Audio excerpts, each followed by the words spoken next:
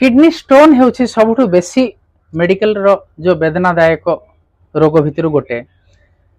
काली आम शुणी kidney disorder केमती हुए, आज किडनी स्टोन कौन? किडनी स्टोन आम किसी खाईदे जो पथर कि गुड़ी पाटे बाजू से खाईदे आमको किडनी स्टोन हो जाए न था। किडनी स्टोन हूँ आम जो खाद्य पदार्थ खाऊे आस्ते आस्ते किसी वर्ष रही रही रही किडनी रे सेटा पथरीकरण हो जाए थाए।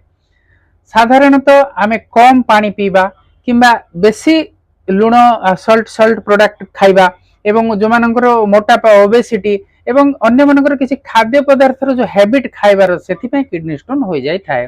तो कौन करा जीवो?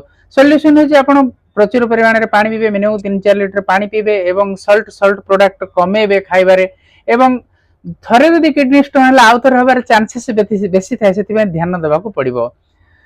जदि आपण लाइफस्टाइल को ध्यान देबे एवं प्रचुर परिमाण रे पानी पीबे, निश्चय आपनरो किडनी स्टोन रिवर्स हे परिबो। मो कमेंट रे स्टोन बोल लिखंतु, आपण डिटेल्स मो किडनी स्टोन विषय रे प्रोफाइल गोटे दे पारिबी।